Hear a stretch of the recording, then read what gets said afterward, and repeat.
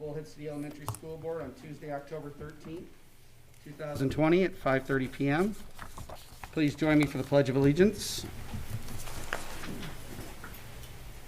I pledge allegiance to the flag of the United States of America and to the republic for which it stands, one nation, under God, indivisible, with liberty and justice for all. Roll call. Corey Burgess here. Jeannie Borland here. Brandy Dubois here. Charlene Diaz here. And Mr. Lutz is not with us today. Gosh, I'm losing everything. All out of order. Couldn't even find my agenda. Oh, It's gonna be a good night. oh boy. There we go. Okay, I apologize. I'm got 9 million different things. Found it. Okay, citizens present, please sign in the back. Call to the public. This is the time that the governing board, that the public may speak to the governing board regarding issues within the jurisdiction of the governing board and subject to reasonable time, space, and amount of restrictions as the governing board may establish. Comments will be limited to 3 minutes per individual unless specifically waived by the governing board. At the conclusion of the call to the public, individual members of the governing board may respond to criticism made by those who have addressed the board, may ask staff to review a matter, or may ask that a matter be placed on a future agenda. However, the governing board cannot take action on matters that have not been noticed in advance as part of the agenda. We have a few separate ones. We have one present. I'm gonna read the two that were already given, and then we will get to you, Ms. Patterson. Our first one is from Hannah Haig. Hi, my name is Hannah Haig. I'm a student at Fox Creek Junior High. I just wanted to let you know why I think that having lunch in the cafeteria is a bad idea. It's a bad idea because we would have to sit in a space and not move around or have a schedule change. And it's also hard for teachers. They have limited time to spray everything down, and having lunch in the classroom will give them more time for that. And also for them to grade papers. It is also good for students because the teachers give them 10 minutes to move around inside and have some fresh air and use the bathroom instead of sitting in the classroom. It's just easier for all of us to have it in the classroom. Thank you for your time. Our next one is from Ms. Noelle Regan. I am a teacher at Fox Creek Junior High, and I've taught for the past 24 years. I'm asking the board to allow us to continue to have lunch in our classrooms. It is my perception that the board sees a return to lunch as in the gym as a return to normalcy. I counter that with it's actually more restricting than what we are currently doing. Those students currently are with their lunch teacher for an hour in the classroom. The fact that lunch is occurring in the classroom allows teachers to do team building activities with students to allow a break in the routine a day, as well as allowing teachers to take their students for an outside break for a portion of the period. Teachers, by remaining in the room, can utilize classroom resources, sit at their desk and actually eat, and even accomplish some school tasks while students are eating. Moving this all to a lunchroom will take those elements away from students, as they will only be sitting in their rows, unable to move, with teachers standing by and supervising. Not only teachers, but students will be more restricted by this change, even more unable to move and interact. There has been much talk of equitable standards and experiences for teachers this year. Online instructors will not face the same challenges as those of us in person. They will continue to have free time in the morning with no homeroom serving lunches to students, free time between classes because they do not disinfect a classroom, free time on their prep period because they do not have to supervise passing periods in bathrooms, free time at lunch to eat and relax and even get work done without supervising students. While those of us in person feel almost punished for our choice to come back to campus and interact with the students, this is nowhere close to equitable. Additionally, if this change is mandated, it will be our fourth schedule change in 2 months. I understand that these are difficult in different times. Some of the chaos and stress we are under this year is unavoidable. Much of it is not, as it has come from the frequent changes and disorganization. Teachers are adaptable and flexible, and in this job because we care about kids. But the frustration level is increasing, and teachers want to feel not just someone, but you, the board, the administrators, care about the teachers, their voice, their opinions, their concerns. Arizona is facing an even worse teacher shortage crisis this year than it normally does. Teachers are being pushed beyond their limits with expectations being placed upon them and their time and energies. Before we lose even more teachers, please take into consideration the additional burden and stress being placed on our teachers that may cause them to leave the district. And our last one we have, Shannon Patterson.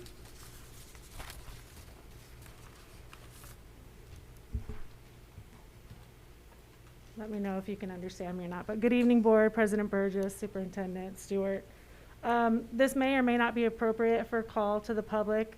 It's not a criticism. It's not a complaint. It's actually a positive statement. So regarding online learning. I know that out in the public, there's been a lot of negativity from parents and just generalized people in the community about what teachers were doing online.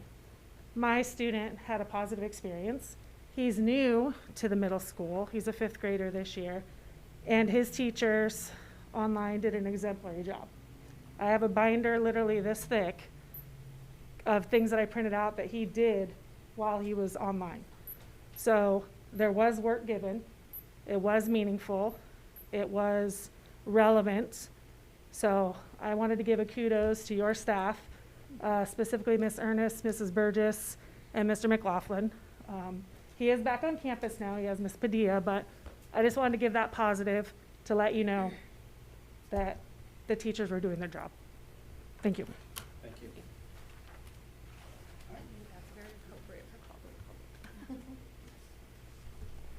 Right, item 1.6, adoption of the agenda.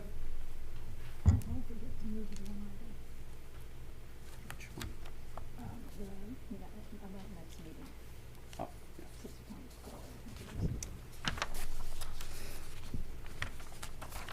yeah. With the agenda, I will make a motion that we adopt the agenda as submitted with one exception, item 6.4 for our next meeting, which we will discuss at that point. So just pull that at this. Do it right after the Right approval after. of the agenda. So we have adoption of the timeline. agenda minus 6.4. I second. All in favor? Aye. Corey Burgess. I, Jeannie Borland. I, Brandy Dubois. I, Charlene Diaz. All right, moving to 6.4, just so we can clarify that. We did miss an item on our agenda for financing, that we need to have a really quick one-item topic tomorrow. We do have to sign this report, so we will need 3 members present. Do we have 3 that can attend, and what time works best? I can attend. 4 or 5. I can make it after 6 because I have parent-teacher conferences, so. And Mr. President, we need it to be 5:45 or later because we have to post for 24 hours. 24 hours. And Kim is prepared to post as soon as you decide. So we could set for, say, 6:30. I would not be able to attend at Would you? 6:30. I'm leaving town on tomorrow night. I have a dental appointment with sedation, so I don't want to say yes. Would you, Can I do it Thursday? well, we have to have it submitted. This is for the annual financial report. It has to be submitted on Thursday. So if you did it Thursday morning, you could do it. We just have to have it submitted electronically before close of business on Thursday. Thursday morning would have to be early. So, How early? I, person? well, we have The to only, have you signatures. wouldn't have to Oh. be in person for the meeting, but you would have to show up to sign. Or We we would could need do 3 a signatures. remote, Ms. Diaz, if you can make remote Wednesday night and then come by Thursday and sign, I could come by Thursday and sign. because we could sign Wednesday and then you can come by Thursday morning and sign it. Would that work? That works. Could we, I will be out of town. so remote to I phone can do in? remote, but I won't be able to sign. Oh, yeah, Jeannie could come in and Is that sign. You do okay? the meeting, Yeah. I'll sign. Yeah, so you guys are tag teaming this. This will be good, yeah. Okay. One of you do one of you, so we'll do for Can 6:30. Brandy, okay, so there are 3 of you, right? Can So 3 of Brandy us can come make it in? at 6:30. Yeah, yeah, I'll do it. And if I mean, and remotely if I'm okay, works if I'm too, okay, I'll be there. we just need to come in the morning to sign. Yeah, Um, I was gonna be, I wouldn't be able to get online, so. And I apologize. The whole reason for having this meeting early, 2 days early, was because of that item. But I didn't think to put it on the agenda, so my sincere apologies. All right, so yes, 6:30 So we're doing in tomorrow. person? 6:30 tomorrow, Okay. yes. All right, Thank you. okay. Moving forward. Item 1.7, Superintendent Reports. Dr. Stewart. I gave you the building report and financial information. The items that I would add for you, well, I would also call your attention in the reports to The enrollment, we are up. Kim, could you put up, please, the enrollment item that has to do with the item that has to do with enrollment?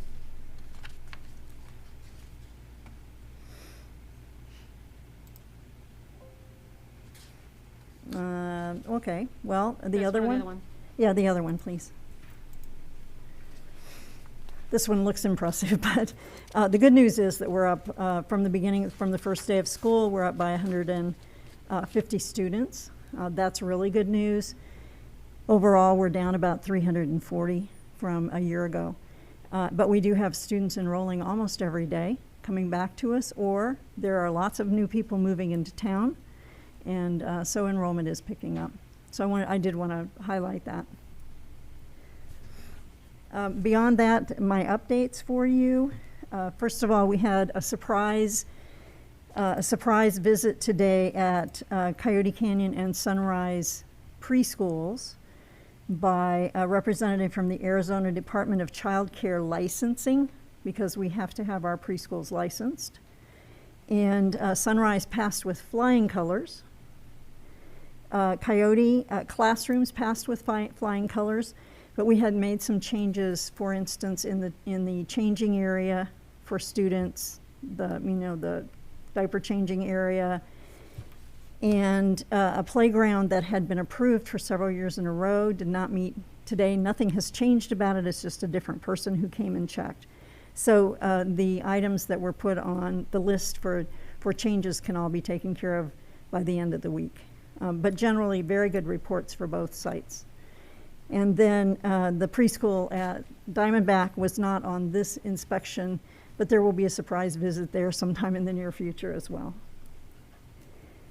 The annual audit is scheduled for the week of December 7th with the audit firm that the district had contracted with for 3 years. And I'm giving it to you as a report. It doesn't require board action, but it does require the president's signature. Mr. Burgess has in front of him the 8-page agreement that we are expected to sign with for the Enrollment Stabilization Grant. That is the second set of funding from the CARES Act. This is the piece that the governor has control of. The first part, which is called ESSERS, Elementary and Secondary Education Relief Fund, we already have and can spend. This is the one that is calculated, the ESG grant is calculated on our 40th day ADM and a rather complicated formula. But in our case, looks like we would have about $2.4 million in this grant. The tricky part is we won't know the exact dollar amount until November 19th. They've moved that back by 8 days. And it must be encumbered by December 4th and spent by December 30th. So what we've been doing is keeping track of expenses we've already had and some of the things, the COVID-related expenses that we had initially put in the ESSERS grant application. And that grant is about $1.4 million. And then we will just journal them over to this grant so that we can use as much of it as possible for COVID-related expenses and have that done by December 30th. Any unspent amounts from that money will have to be returned to the state. So you can imagine that we are looking for every penny that we've spent or intend to spend relative to COVID. The ESSERS grant goes through next September, and so we're sure that there will be other expenses that come up in the meantime for that.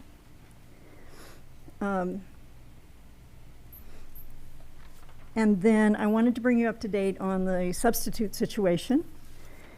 Kind of a comedy of errors, only it's not really a comedy, but we all know that the substitute situation is very dire in our community.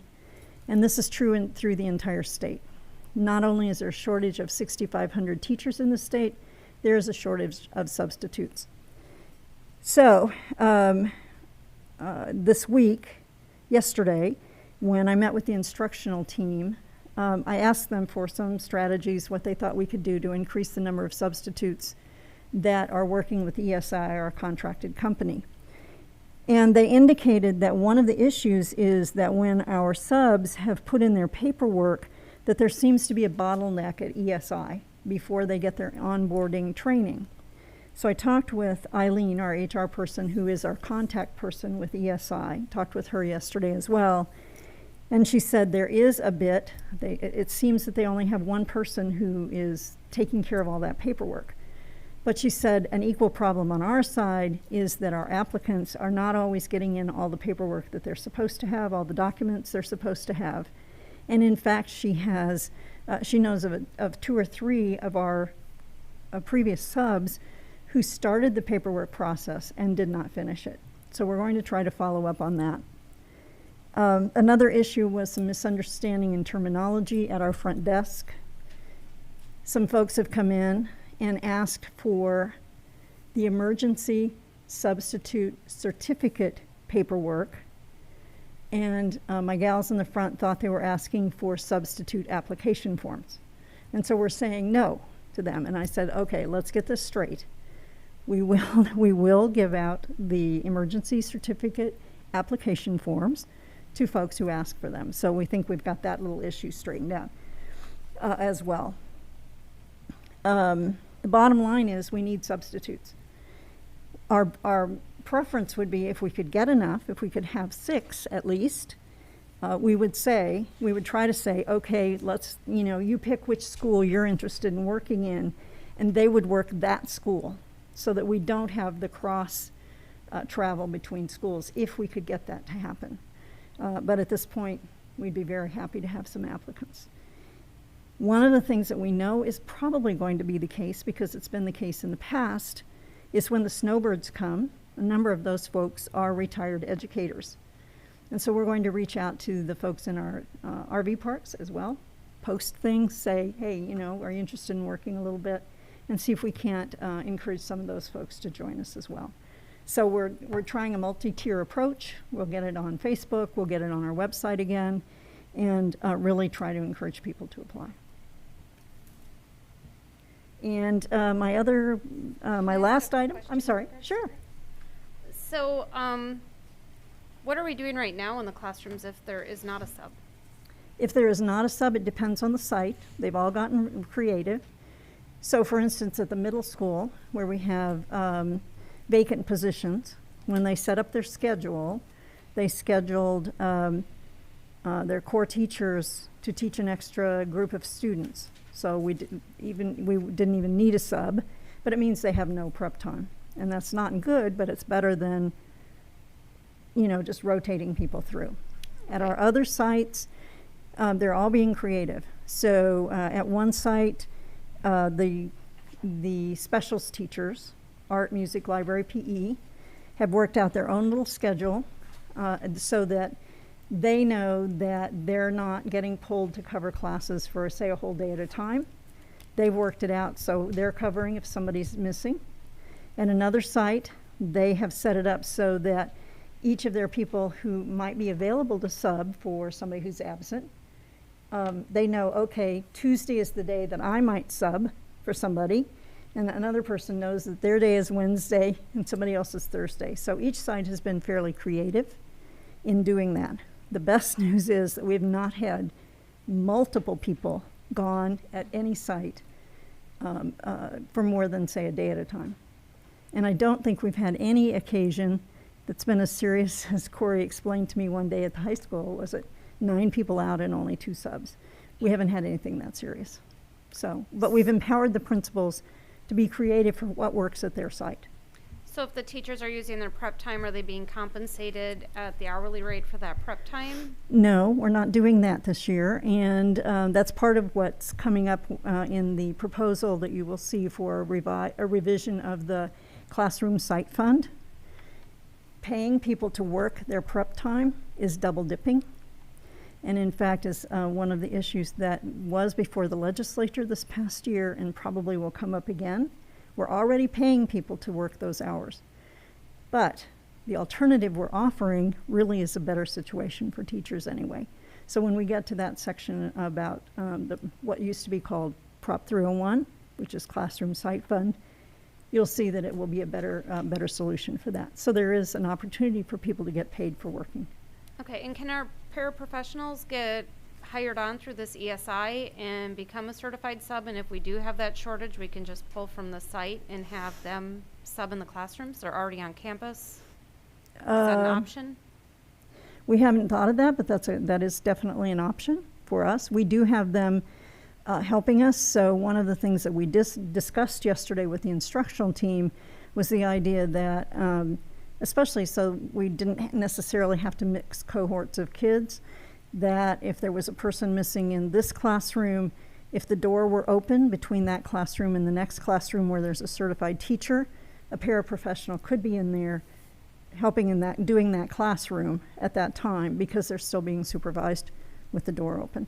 But I hadn't even thought about your plan, so that's a good one. We'll investigate that. Thank you. And look into that, and maybe we can figure out a way to expedite that.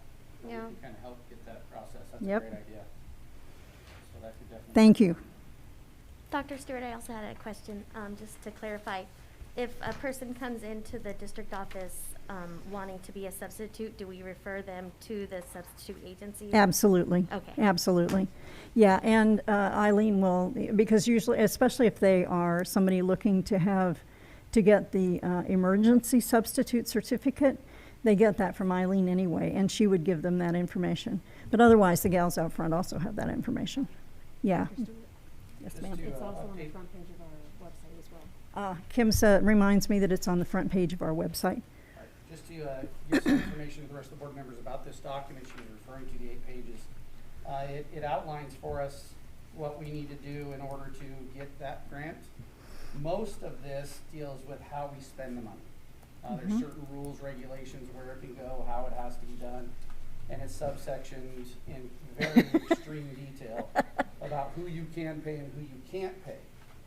One thing that I want to bring up later, just so we're all aware, as far as there is 10 steps as far as our school that we have to comply with this grant and in keeping moving forward. Number 1 is to comply with the executive order. Number 2 is comply with benchmark testing. Number 3, comply with guarantee certified ELA, 180 days of instruction, which that's actually on our agenda also. Certify that it does not limit the availability or refuse to provide free on-site support services. Guarantees agrees complete with the state federal transparency requirements. Guarantees to agree to submit to the governor the data for federal law, and it goes through student count, local revenues, all that on the finance side. Agrees to not replace their instructional program with the dropout recovery program. Agrees to implement policy requiring face covers. Agrees to the waiver request submitted for on-site person learning requirements, and agrees to understand funding sources as outlined in section 1, and based on the CRF frequently asked question number 53, guarantee understands the governor's office will allow guarantee to presume that the first $500 worth of expenses per student associated with a safe reopening of schools. So those are the guidelines we have to follow. I can pass this down, you guys can go through if you want in more detail, but there's some of these items we will be discussing in more detail. Right?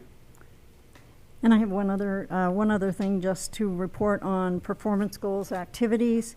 Goal number 3 that you all had for me about communication with the community. I was invited to be an actual member of the Chamber of Commerce Business and Governmental Affairs Committee, so I'm doing that. And I'm also a member of the Mojave-La Paz County's Attainment Committee, and right now Mojave and La Paz County working together on this, but are the only counties in the state of Arizona who have moved forward with this attainment project, which is to increase the percentage of the population in our counties who attain some kind of training beyond high school. And so the whole idea of this is a task force to increase post-secondary education for our citizens, primarily with our upcoming citizens, students. And finally, and that attainment committee situation is sponsored by Expect More Arizona.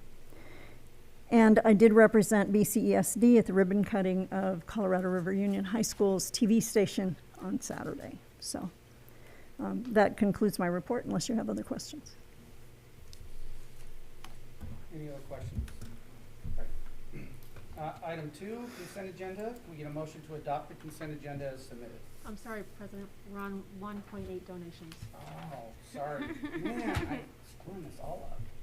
Okay, 1.8 donations, thank you. You're welcome. Our donations to our community, from our community are amazing. Thank you very much. Coyote Canyon received 8 cases of water from Mel and Mary Honey, valued at $24. Sunrise Elementary received 4 protected cases, 4 glass screens for iPads from an anonymous donor, valued at $100. The district received 12 iPads from Suddenlink, valued at $5,148, and 1 pallet of bottled water from the Women's Council Pope Committee, valued at $369. Desert Valley received a check from Ms. Johnson from the Arizona Diamondbacks Foundation in the amount of $1,000. We greatly appreciate all donations. They are fantastic. Our community always steps up for our kids, and we truly do appreciate everything they do. Item 1.9, any board member updates at this time? I have one. Long-winded. Sorry. Okay, before we get to that one, can I just, Yeah. as a board member update, like to welcome Ms. Diaz to our board. Thank you. Her first meeting with us, and welcome, Thank you. congratulations, and good luck and all that comes with that. So, welcome to our board. Thank you. Ms. Borland. Yeah, I wrote mine out so I wouldn't forget anything. So, I was going through the different reports and everything we get, and there's a lot of them. And I just want to say I appreciate the thank you notes from the instructional coaches, and was really impressed to see the takeaway and how they plan to implement what they've learned in the workshops, especially keeping the students first. I'm excited to see how the upcoming breakout sessions help create better teams. I saw Ms. Hagee stated that they focused day 2 on recognizing the good, and it really made me reflect on where I wanted to go with this report. In the past, we've just mentioned what we have seen visiting at sites or events that we have been able to attend. But with many changes this year, we as board members have not been able to be as actively involved on sites. Since we are a board of all educators, we can often see things from a different perspective. We can put ourselves in the shoes of teachers when we make decisions because we've been there. It also provides us with a natural friend circle of educators that allows us to see and hear what is going on in the classrooms, even when we are not there physically, through social groups and social media. Even if we do not respond to what we hear, we still hear it. I've had quite a few concerns based on this, as well as emails, calls, and messages from parents, and I feel that we as a board need to work together to help them out. We can't keep teachers here with our pay and benefit packages, so what can we do to keep them in our district? We have a lot of amazing teachers and principals, and we need them to know that we appreciate them and understand that their mental well-being is just as important to us as it is to them. With all the new restrictions and COVID-related extras we have given these teachers, have we relieved them from other expectations? As a parent trying to work full-time, watching over virtual school, and keeping my household going, I was overwhelmed and had a plate that was overflowing.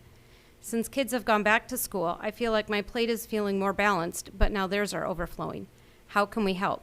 What can we do as a district to make that easier rather than harder? I know as a parent and board member, I appreciate every one of them, the extra hours, time, and lack of breaks they are getting. But we are starting to lose teachers, and I have unfortunately heard several others state that they do not plan to come back next year. We've taken away a lunch break because students are eating in the classroom. We've placed specials inside the classroom so teachers have lost their prep time in their own space, and at times even specials altogether, as teachers are being pulled to other classrooms to cover for lack of subs. We've taken away playground time and free play and required planned activities that are teacher-led. We've asked teachers to take on more precautions, more cleaning, more duties. Teachers are coming in earlier and leaving later. They are planning and grading at night and taking away time from self-care, their families, pets, and even friends just to keep up. Teachers are emotionally and mentally exhausted and will not call off for fear of adding more work to their coworkers because there's a shortage of subs. Parents are unable to send in treats to show they care. Outside food is not allowed in, as well as potlucks in the staff lounge or welcome back breakfasts. Teachers need to feel like they are part of a team, not an isolated, overwhelmed worker bee that will be burnt out before the next holiday break. Administration has hired these highly qualified educators who have spent many years perfecting their jobs. I feel that we need to trust that these teachers are doing their jobs to the best of their ability with the tools provided and show them as a district that we trust and value what they are doing. There is no 100% right answer during these uncharted times when we are making decisions, but know that I, as a board member, am looking at what are the best options for our teachers, students, and staff at all times and value what you have to say even when I'm unable to respond. I'd like to give a shout out to Ms. Martin and Ms. McCune for thinking outside the box to come up with a way to convert grades over, while also offering opportunities to improve these grades from previous quarter. Shout out to Dr. Bond and Mr. Eastman for jumping in to pack lunches, give restroom breaks, and cover classes when needed. And kudos for behavior at Fox Creek that has been impressive as well as quite compliant with mask wearing. Congratulations to the transportation team, as I've heard nothing but positives for the busing so far this year. They've done a great job ensuring meals were delivered through summer and jumped into the changes as they were handed out. At Desert Valley, Karen Johnson, Holly Hamilton, and Jackie Borgen have come together to help figure out the best way to expedite student pickup and drop-off after a rough first day back and created a team to support the needs. Lots of positives came for the new assistant principal, Kenny Churchill, as he's a great asset to the district, and to Sonia Roy for technology support. A way to go to Chartwell's for creating and implementing thousands of meals in a to-go fashion every day, as well as delivery over the summer. It truly makes me happy to see that kids who may not have had a meal over the summer were still given that option. A few hundred meals may not seem like much when you compare it to how many kids usually get served, but that's a lot of bellies that did not go to bed hungry that night. I'm sure there are many other kudos deserves and commend you all out there as you keep going every day. I feel that the admin and all the staff at our district has worked very hard to implement everything this year to the best of their abilities, with many going above and beyond. I appreciate the professionalism that has been shown and know that we have come a long way in the past 2 years as a district since I've been on the board, but there are still many great things ahead for our district, thanks to the great staff we have. So hang in there. We're all here for the same reasons. Thank you. Very well said. Ditto to all of that. Thank you very much. Any other board member reports? Yeah, I'd just like to give a shout out also to Lance Ross for representing our district through all sorts of media, and just always doing a great job out there.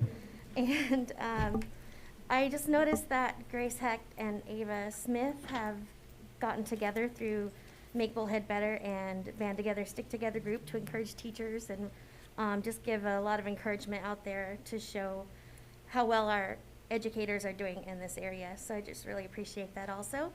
And just all the teachers, all of our administrators, all of our staff, and the technology staff also, because this is really different times, and I just really want to just say thank you, and we appreciate all the different ways that everybody's working so hard to come together. So, Yes, thank you. I agree with all of it. We have an amazing staff who's doing a fantastic job in very uncharted waters. Any other reports? Okay, moving on to consent agenda. Can we get in a motion to adopt the consent agenda? I move we adopt the consent agenda. I will second that. Corey Burgess. All in favor? Aye. Corey Burgess. I, Jeannie Borland. I, Brandy Dubois. I, Charlene Diaz. So moved. Item 3.0, old business. Item 3.1, policy ACA, sexual harassment. Dr. Stewart. Mr. President, members of the board, this is the second reading of this policy. The amendments that were recommended by ASBA as a result of the changes in the federal law. You can see in the document presented to you the things that have been taken out and the wording that's been put in. Significant changes in this policy, and then in addition, as you'll see in a minute, of another policy that covers some of the other pieces of this. As a side note, I will tell you that ASBA, ASA, all the alphabet groups have offered webinars for superintendents regarding these changes, since superintendents are historically the individuals in most school districts who are the hearing officers for any sexual harassment or Title IX complaints, and I have participated. Any questions on that policy? Okay, then I move we approve policy ACA, sexual harassment, as presented. Second that, Jeannie Borland. All in favor? Aye. Corey Burgess? I, Jeannie Borland. I, Brandy Dubois. Aye, Charlene Diaz. So moved. Item 3.2, policy ACAA, Title IX, sexual harassment. You'll notice that this is a regulation. It only requires one reading, and we didn't present it to you until you had the second reading of the other one. So this is the document that is recommended to be used in compliance with this policy. So for the regulation, do we move on it? You can move on it, yes. Any questions? Okay. I motion we approve regulation ACAA, Title IX, sexual harassment, as presented. Second that, Jeannie Borland. All in favor? Aye. Corey Burgess? I, Jeannie Borland. I, Brandy Dubois. Aye, Charlene Diaz. So moved. Item 3.3, policy GCD, professional support staff vacation and holidays. Dr. Stewart. This is the second reading of this policy, and this was one where we just changed the wording to add to the 12-month or whatever the number of days or hours as appropriate to match contracts for our folks who have contracts and to match work agreements for those who have work agreements. So it's just simply adding the information, translating the number of days into work hours. Any questions? I move that we approve policy GCD, professional support staff vacation and holidays, as presented. Second, Brandy Dubois. All in favor? Aye. Corey Burgess? I, Jeannie Borland. I, Brandy Dubois. Aye, Charlene Diaz. So moved. Item 3.4, consideration of location for meals. Dr. Stewart. This was the item that you all wanted presented on the agenda for tonight to consider consider discontinuation of meals in classrooms and put them back in the cafeteria. The recommendations from our sites are very much to keep breakfast in classrooms, and most of our sites could accommodate lunches, doing lunches at this point, if you so desire. I made the recommendation to you in my memo that I sent to you that we stay the course and keep doing what we're doing through the semester. Because from my perspective as superintendent, I would rather err on the side of caution for the remainder of the semester. However, I wanted you to be aware that we are ready and prepared to do lunches in the cafeteria.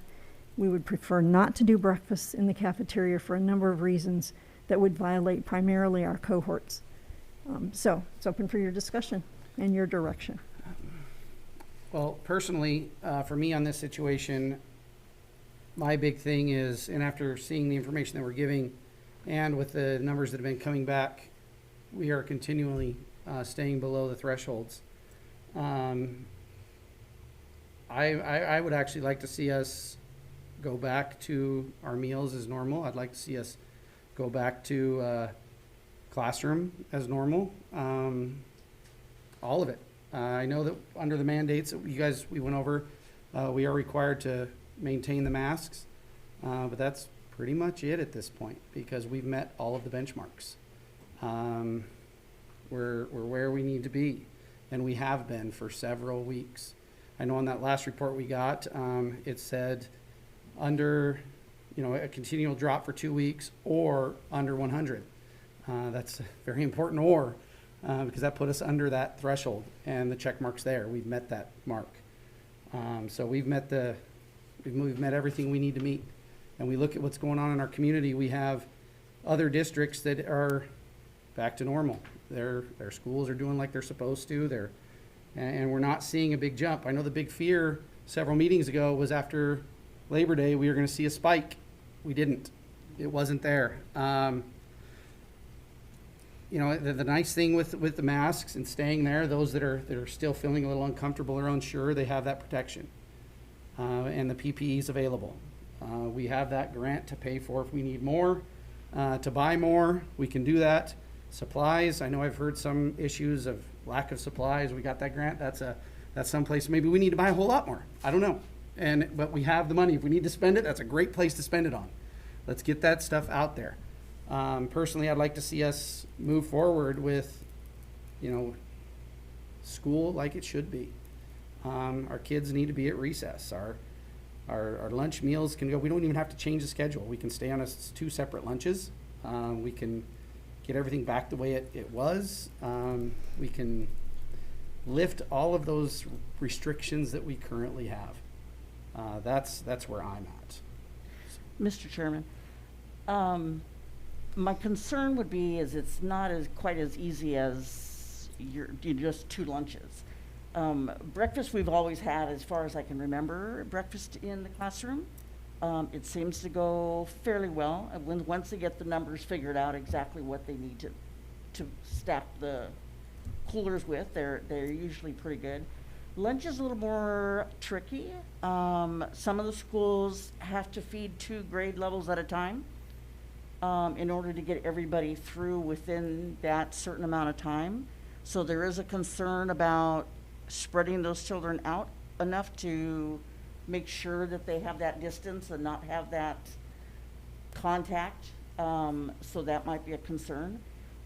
If it's a smaller school, they might be able to do it. But, so I do have some concerns about the lunch piece.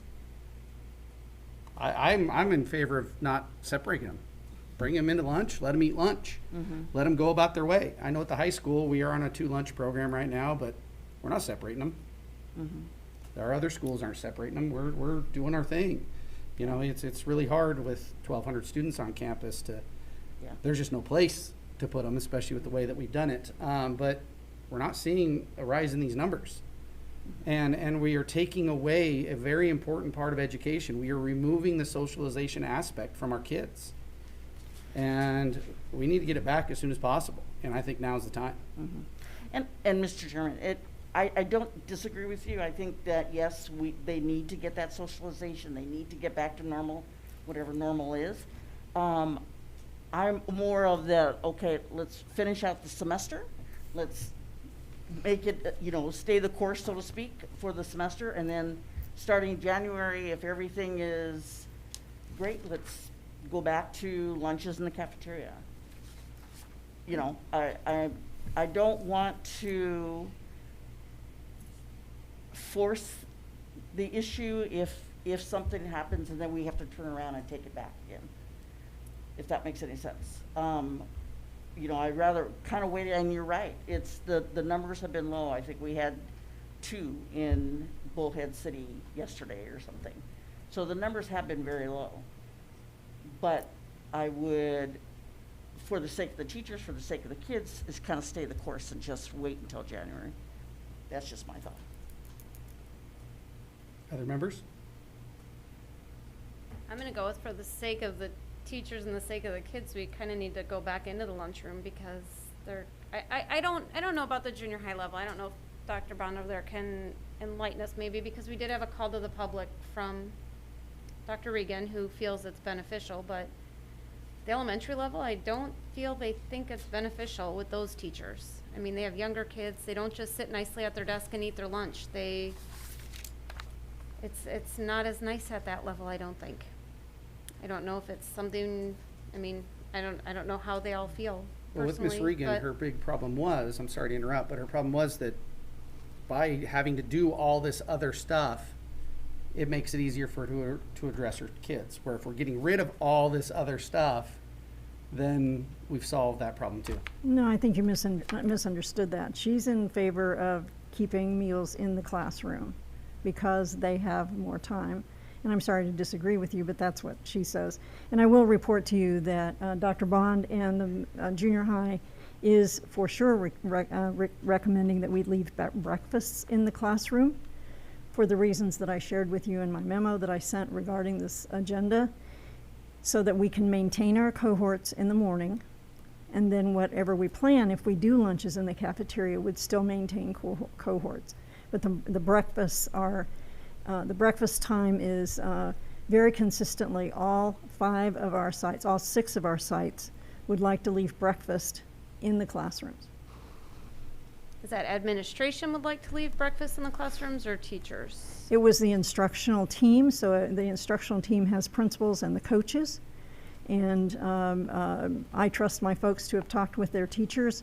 And if they didn't talk with them before we had our instructional team meeting yesterday where we discussed this, they did send me their emails after they returned to their sites. So I'm hopeful that they would have talked with their teachers about that. And just 2 points to clarify, please. And I know I'm lobbying a little bit here, but one is to keep in mind that parents who chose in-person school did so knowing all of the things that we had guaranteed for them that we would do to keep their children safe, including where the meals are. And that's only one of the things that I'm sure they were considering. Secondly, if there were lots of complaints about that, we have not heard them at either of at any of the sites or here at district. No complaints that we've heard at all about meals in classrooms. And the other thing is that we are in phase 2 and the county still is listed as yellow. So I don't disagree with Corey's interpretation of the data relative to Bullhead City. However, the State Department of Health considers us still in yellow, in moderate. So I would encourage you not to change too many elements of our phase 2 plan if you can avoid it. Thank you. I'm not willing to fight the breakfast fight. I mean, I really am not. More kids get fed. I hate breakfast in the classroom. The teachers hate breakfast in the classroom, but the kids are full. So, I mean, I'm not going to fight that one. I'll wait till a different day. But I think we need to go back to lunch in the cafeteria. I mean, like I said, if the junior high level wants to look at it differently, they have older kids, they may enjoy lunch in the classroom. They may like that brown bag. I'm having some major anxiety over 2,000 plastic bags a week at Fox Creek being used to deliver individual lunches. Are they using plastic? I understood they were using paper. Plastic bags, Are like a they using Walmart bag, Plastic bags? Okay, sorry. 2,000 a week. The pictures I saw were paper, so I'm sorry. Yeah, 2,000 plastic bags a week. And that's just one site. So that gives me a lot of anxiety. Mr. President, I've also heard from teachers that they dislike the lunch in the classroom, but obviously I don't know all teachers and I don't see all their perspectives. It was nice to hear Ms. Regan's perspective, brought up some good points. So I don't know if there's any way, Dr. Stewart, if we could get a survey out there pertaining to like the lower grades and the upper grades as far as what the teachers feel regarding lunch in the classrooms. I mean, I hate for us to make a decision, put lunch in the cafeteria, and the teachers are like, what the heck did you do that for? Like, I don't want to irritate them based off of what we feel, you know? I mean, if the teachers truly feel that way, I don't care if they eat in their classroom. But the Right. perspective I'm getting from teachers is they don't like it. Yeah, I hear that they're stuck in their classroom for very long hours a day, and sometimes they have to sub for the other teachers, and it's very, very long hours. And like Jeannie said in her report, we don't want to, overburden them to the point that they're just mentally and physically exhausted. So I would like to get a feeler out there to see the different perspectives, what the all-around general feeling is on lunch in the classrooms on the teacher perspective. And the biggest thing in this is when Miss Regan's, because we keep referring back to that, she talks about unable to move, sitting in rows. If we go back to, if we remove these restrictions, then they're not unable to move, and the sanitation of classrooms, the sanitation of everything. I mean, when do we, COVID is not going away. We're not going to see an end of COVID. So at what point do we change our new normal to be something where we're not restricting our kids so much? And that's my thing is when do we get to a point where we put in place processes and things to do, and all of the fears that we've had, this skyrocketing we're going to have after Labor Day. We can't have kids intermingle because the numbers are going to go up. We're not seeing that at our other districts. Well, and honestly, I mean, I was at the soccer field. 500 of, I'm guessing, our bullhead kids are down at the soccer field, touching the ball, cheering each other on, high-fiving. They're at the baseball fields. They're at the swimming pool. They're at the sporting events.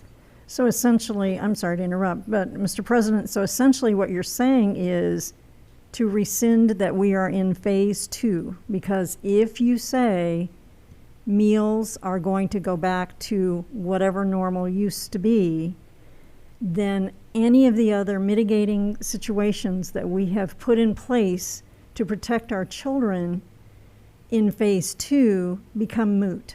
Because I don't believe we're in phase 2 anymore.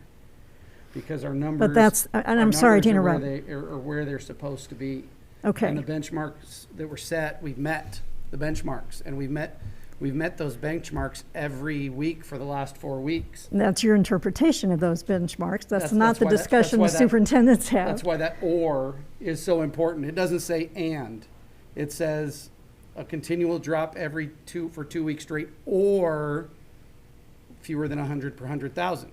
And in Bullhead, some of those numbers have gone back up. Now, we didn't get this week's report because Mojave County offices were closed yesterday for Columbus Day, of all things. And so didn't even get it today. And I don't mean to be argumentative with you, Mr. President. Two minutes ago. I don't know if that's significant or not, but 18 new cases in the county, 5 in Bullhead. Significant? Not particularly. I get that. What I'm saying is you all approved the revised plan that we're in phase 2. And if this is, if we're talking now about you all saying we need to move to phase 3, that's not just discussing what we're doing about meals. So I'm just trying to be clear about what you're doing.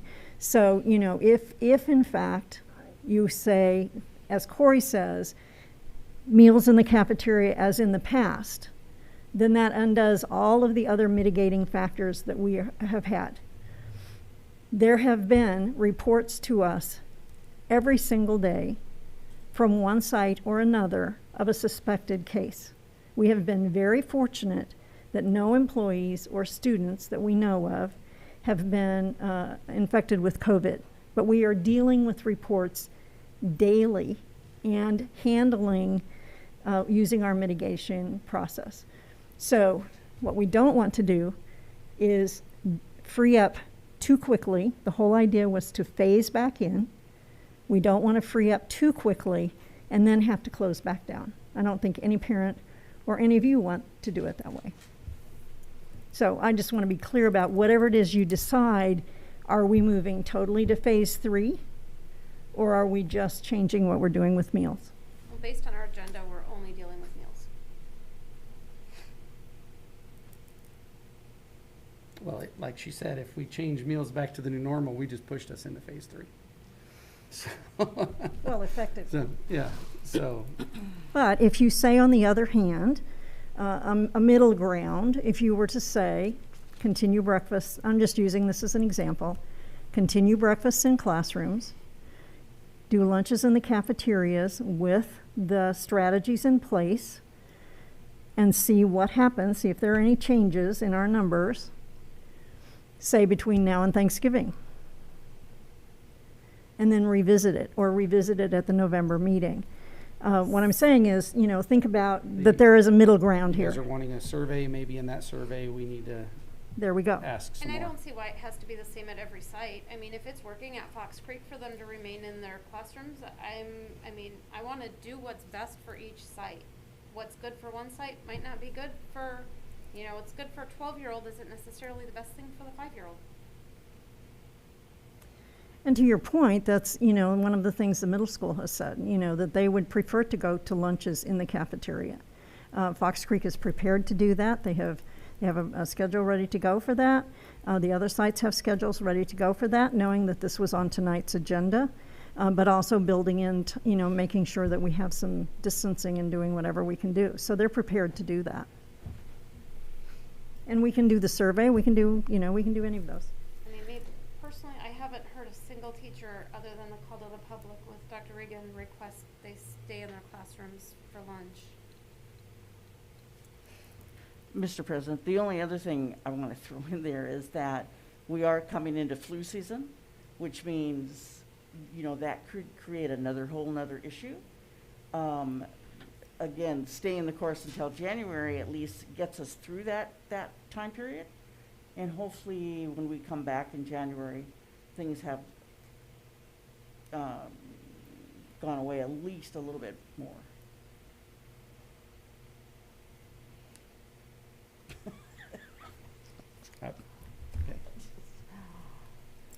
I mean, so. It's not an easy answer. So can I see a visual of this? Like, if we go back to lunch in the cafeteria, I mean, are the kids going to go through the cafeteria line, get their trays, check out, go to the table? Yeah, the thing is that we would still try to keep them in cohorts as our neighboring schools are doing, the ones that have been doing meals. They're still keeping their classes together.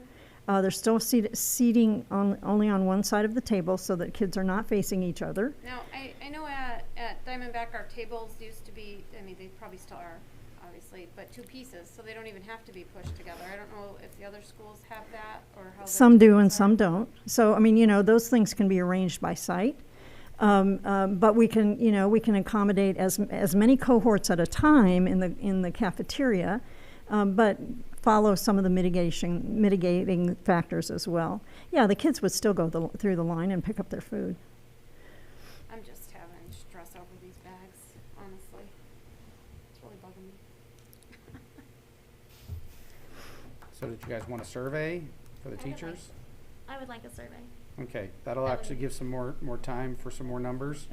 But I would definitely like to discuss getting us back right into phase 3. I mean, we make a motion that if more than 50% want lunch in the cafeterias, we can go back to that effective Monday, or no?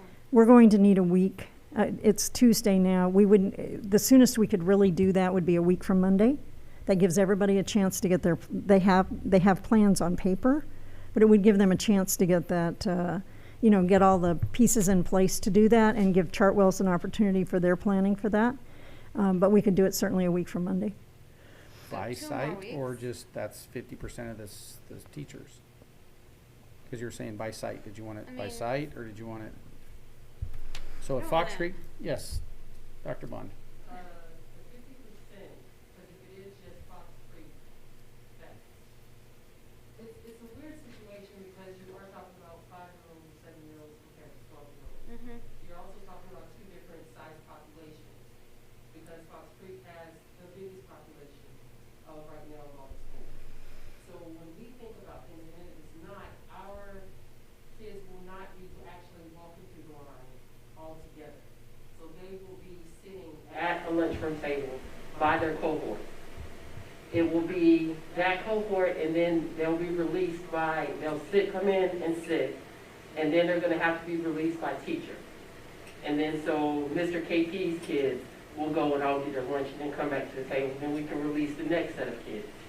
And that's what Dr. Regan was talking about with, it's more restricted. Does the teacher stay with their cohort while they're in the cafeteria getting their lunch? They're still not getting a lunch break. They will have to. And right now, according to Dr. Reagan, she's getting a break even though she's in a classroom with kids. And at any of our sites, somebody's going to have to be on lunch duty. So even if we went back to the old normal of kids go in and they, go through the line and they go sit, they've always gone, at least in elementary school and in the Bullhead Junior High when it was a junior high, they still had assigned tables. They still went to an assigned place. They didn't get to just go any place and eat with their friends. And somebody has to be on duty. That's always built into the schedules. And I think Dr. Reagan's point was that at least in her room, she's got one little group of students. They can be doing some things. She gets some time.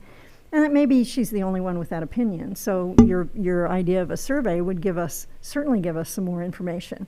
At the elementary sites, and Mr. Roy is here, and he can correct me if I'm wrong. At the elementary sites, teachers come in and relieve the teacher from their classroom so that they get a lunch break. Yes? Yeah, so our teachers at the elementary school are getting a break for lunch so that they're not stuck in their room during lunchtime. So, there are a lot of little pieces, and it varies a little bit from site to site, but they're all getting a break. except preschool. I want to be clear about that because they're expected to teach preschoolers social skills, mealtime social skills. And that's not new. That's been a preschool requirement for years. Mr. Wright, they are getting a break right now while they're in their classrooms? Yes. Okay. So the teachers are in the room with the kids eating lunch, and then I have special teachers and pairs go in the classrooms and cover teachers for a 30-minute lunch period. Oh, that's good. At the junior high, they are not. My teachers, even the ones when they go on prep, they are going around to relieve other teachers to see if they need bathroom breaks or whatever the case may be. We are down 2 teachers, so a lot of them are covering classes. They like the lunch with the kids, and I want to say about the 50% survey, even if it's just all Fox Creek teachers that want lunch in the classroom, that's not going to be the 50%. So even if that's the desire for my campus. I don't know. I don't know. It There should be isn't by a right site. answer. My whole thing, if we're gonna be changing the lunch thing, we're like she said in here, we're actually restricting more unless we get rid of all of these other restrictions. And that's what I want to do is get rid of all these other restrictions. So when you have your lunch break, and that's, I mean, when I was at the junior high, if it was my week to do lunch duty, I was in there for that week doing lunch duty. The kids came in for the first 15 minutes, had their lunch. The next 15 minutes, they're out of the lunchroom. So there was time for the socialization. There was time for getting to do that. You know, and the teachers went out to the field with them while they went out there for that next 15 minutes. So that's how it was always done. So they do get that socialization. We would be eliminating the idea of the cohort going to the bathroom, you know, and a teacher having to escort them down and watch what's going on. I want to get rid of all of that. That's where I'm at. I want to get that going and get, you know, the idea of, now if a teacher wants to still sanitize their room, we'll provide them with the stuff to do that. But if they're spending so much time covering and moving around because of all the restriction we put in place, by just changing the lunch, we're actually limiting them even more. So I would rather, personally, this is my thought, is get rid of all of the other and go back to life, you know. With all due respect, Mr. Burgess, I think we are throwing so many things at these teachers at one time. And I am really having a hard time. I see my teachers doing amazing things within the parameters of what we've given them. I don't want to go back to my campus and change it again. What the system that we have right now is working. The teachers have gotten used to it. What they're upset about right now is the idea that now we might be changing lunch. I don't want to change. They're liking the way lunch is set up now. They're having, actually they like being in the classroom with, I won't say they like, because of course they would rather have some time to themselves. But they have adapted to it. And teachers are marvelous creatures with that. I think we need, I agree with Ms. Diaz in the fact that I think we need to continue this until December. I think we have to stop changing things in mid-stride. I think we have to give things a chance and for teachers to be able to breathe, because every month we're giving them something different. And I likened it in our meeting, so I feel like my teachers are heavyweight fighters right now. And they are just waiting for the next punch, and they are rolling with it, but do we have to keep hitting them? And I think we need to stay the course with where we are so everybody's stress level can just decrease, because they know what to expect when they come in on Monday morning, and I can stop changing things.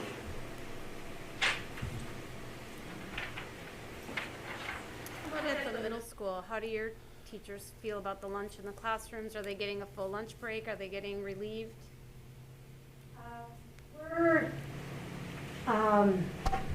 No, they're not getting a lunch break. We have people that are on prep during that time that give them a 5 or 10 minute break. Some of them are getting electives, a break during their electives, their planning time. But because we have four 4 of our elective teachers are off campus. We have to cover them when they're teaching off campus to our students that are on campus. So they don't have a full prep or a full lunch.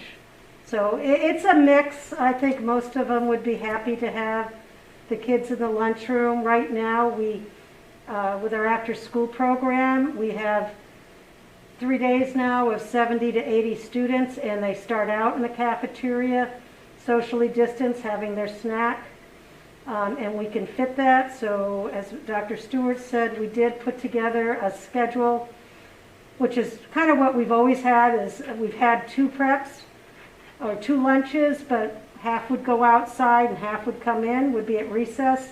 So we would just have boom, boom, boom without the recess where they would all go in, and that would give them, we'd still have to have teachers on duty, but we've always had teachers on duty that they could rotate, and then the others could have at least a 20-minute lunch, which they don't have now unless they're eating with the kids.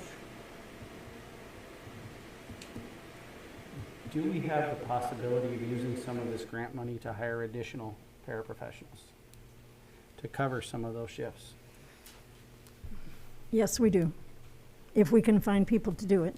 You know, we did finally found enough individuals to be our health assistants, positions that you already approved that will be paid for with the grants. And we did finally find the extra day custodian for each of our sites. Right now, the funding for that would be from this ESG grant, which of course runs out in December. But depending on how much we can move over to that grant, we would certainly have some funding to do that, to help with that. And I would like to piggyback a little bit on what Dr. Bond had said, simply because I didn't think to say it to you all. One of the senses, and this is with all due respect because I do respect all of you, but every month when we have a meeting, a board meeting, and something changes, that makes it difficult from their perspective. But I think we might hear that in a survey. So your survey could give you a lot of really useful information relative, depending on, if we word the questions right and get the information that you all want. But yes, we can certainly hire some people if they're out there available. They'd have to have fingerprint clearance, and which is not all that difficult to do. So yeah, we could do that to help cover lunches, whether it's in the classroom or not. I mean, I think after listening to that, I mean, your teachers have not had a lunch break. And listening to, what did I hear? That the virtual teachers, I mean, they seem to be getting quite a few little breaks. I mean, I feel really bad for these in-person teachers right now. The situation is ugly. The situation is not what any of us want. And I'm like, Corey, I would love to see things as normal as possible, as soon as possible. But I don't know that soon is right now. I mean, I know and that's where we agree to disagree. We say we can't keep changing, but they're begging for lunch to go back to normal. They're begging to have recess time. They're Who is begging? teachers. To whom? Just, they're overwhelmed. They are overwhelmed. They're all overwhelmed. It's in And the don't get me social wrong, media they are. groups. I mean, I'm reading it all over the place, and there are local teachers. Then your They're- survey will give you that information, yes? We'll be happy to do a survey. I mean, Well, and that'll come out in the survey. And have you decide, not wait a month to decide based on the results of the survey. If we do a survey, you need to make a decision quickly following that, yes? I mean, I say give them 24 hours to answer a survey, one question, I mean, it's one question. Well, I'd like to see if they'd want to keep it the same through this semester and then change beginning of the next semester. Like if they want to keep it as it is now, or change it, or not change it the next semester. What if I draw up a draft survey tomorrow morning, send it to you all to see, to make sure it's got covered what you want covered, fix it, get it out. Is this a working Friday? It's a flex Friday, so it's not for everybody. So yeah, everybody's doing this. Put a deadline on it for whatever you want as a deadline, and then you all can decide from there.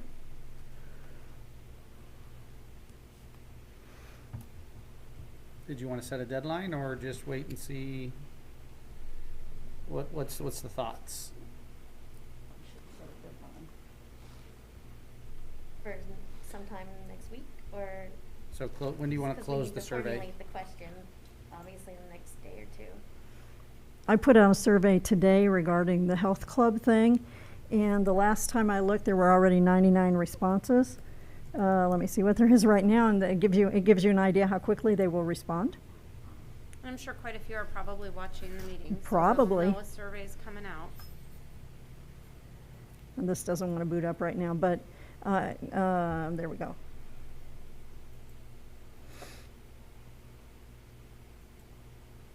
Yeah, I contemplated taking the gym survey. Oh, well, it says the site can't be reached, so I don't know what's going on. That's But pretty there were quick 99 response. responses there were 36, in a there were couple 36 hours. responses, there were 36 responses within 5 minutes. So, and that was for the entire Bullhead City Elementary School District staff, bus drivers, everybody. So I suspect you would get teacher responses within an hour. So if you gave them a day, that's probably plenty of time. And what do you want to be the outcome of that survey? I mean, I would say that if we have 50%, 51% or more wanting lunch back in the lunchroom, then we move lunch back into the lunchroom. By site or overall? I say by site, I because some would, I would sites, say put Fox Creek in their own category, because they're just their own little category over there. My teachers are also texting me and they're saying, please make sure when we do this survey, we qualify those questions and not make it yes, no. Because when you ask a teacher, do they want to go back to lunch in the cafeteria? Of course they're gonna say yes. Yeah, so make sure you qualify it and that, do you want to go back to lunch in the cafeteria supervising, or do you want, it's not a yes, no question. I mean, can it be as it was prior? Did your teachers supervise them prior? They did, but they had lunch duty, so it wasn't every teacher that was in there. They have a rotation of duties, so it was usually a good 4 to 5 that were inside of the cafeteria. We had some that were outside for recess and stuff like that, but it would be, they would have to stay with their, with their classes and with the parameters we have right now, because they have to make sure that those kids stay together, they're not running around, they're not. So, at the high school, there's no cohorts, correct? They're Correct. commingling, they're having lunch, they're doing what they need to be doing. And we actually don't even have lunch duty right now. It's kind of nice. Administration is doing our lunch duty. Hey, admin. And So, One of the- at Milk, there's no restrictions. I don't know about the other I only know Milk because I have a child there. There's no restrictions other than to wear your masks. And I know the teachers are sanitizing. I know they're washing their hands. We need those protocols of washing your hands and wearing your mask, but. One of the things we can do with the survey too is, one of the items can be which school do you teach at, so that you can disaggregate the information, the responses by Yeah. site.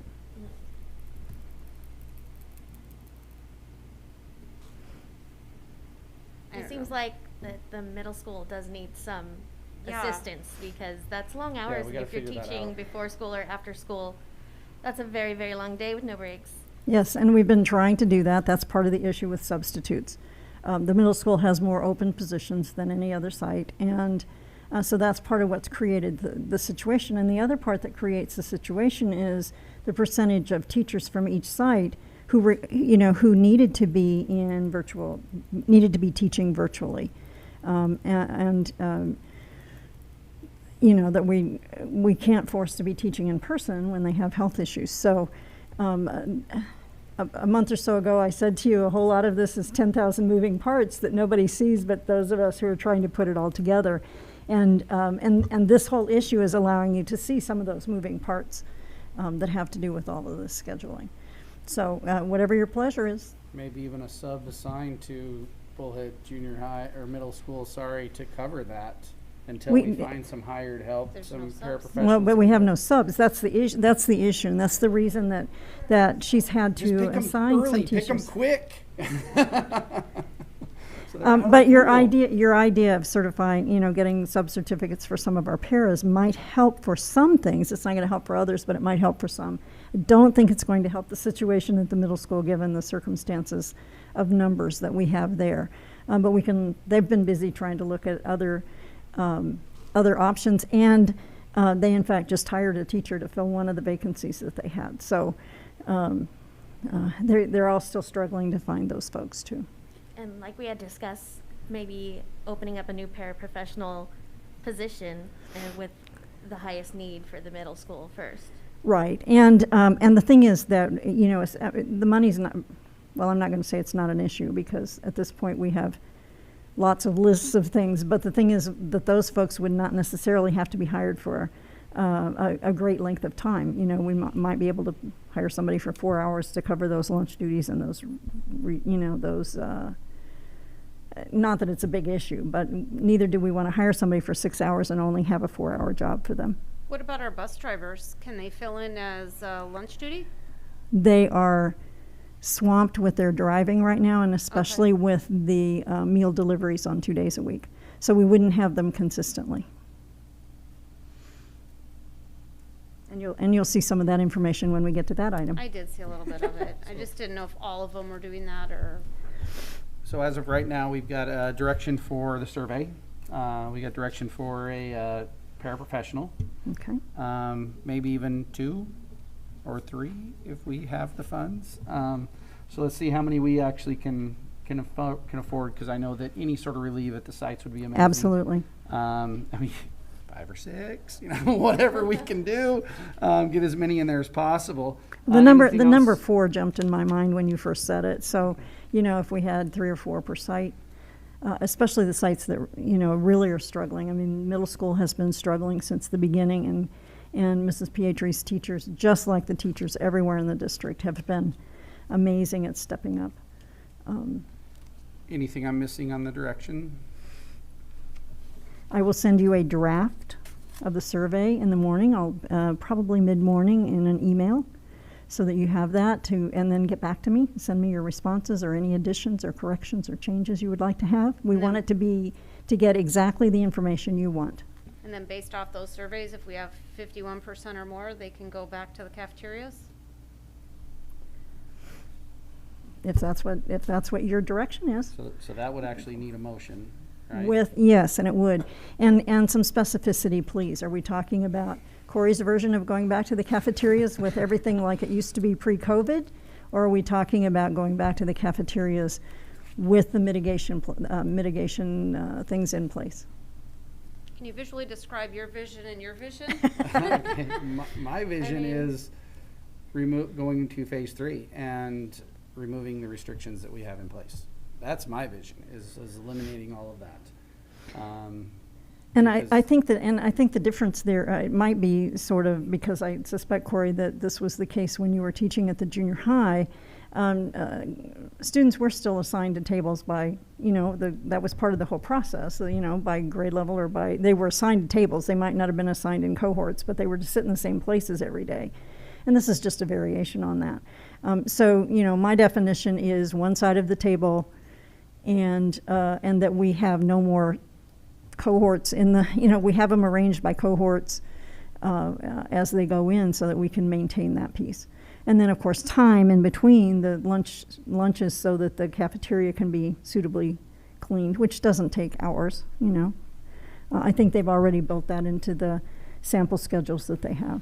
So that's kind of my definition, is that we retain the mitigation factors when they go back to the cafeterias.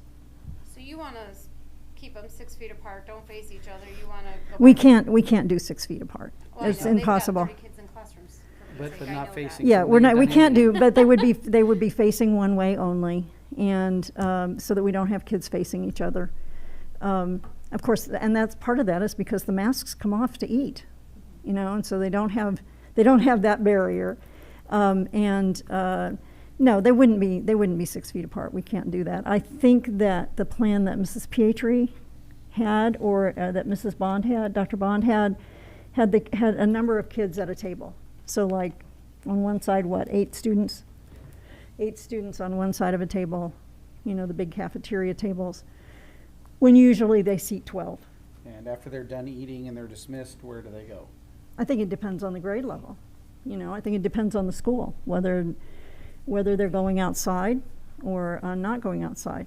The outside there need to be some restrictions on that unless we're going back to then mixing the cohorts and letting them play on the playground.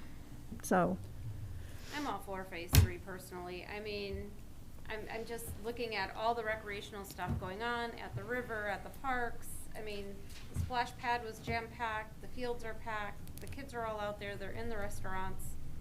I mean, we need to wash our hands, we need to wipe our surfaces. I mean, I don't know.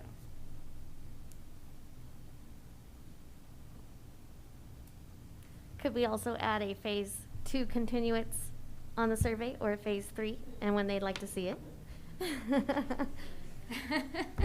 we're waiting for a survey, might as well ask them Yes. what they think. Okay. I mean, I really don't want to make decisions that are going to tick anybody off. Well, we're gonna tick people I know. off. We will, but I mean, I'd That's like to gonna at happen. least- I'd like to keep the majority happy. Yeah. I mean, if we can, I don't want to do something that we think is right, and the teachers are like, "What the heck are you guys thinking up there?" Because they're the ones that actually are in the classroom It with the affects students. them Exactly. most, So, Yes. Yes. I mean, if this is what they're asking for, and this is what they want, and that's what they're replying to on the survey, I don't see why we can't do it.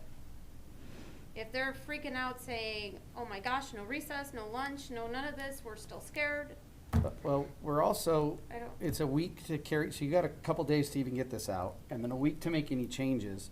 We're almost to November. Why don't we just move our November meeting up and handle it then? Instead of saying, if you come with this, this is what we want, because I really don't want to just say, okay, let's do it, when we don't know what that response is gonna be. Right.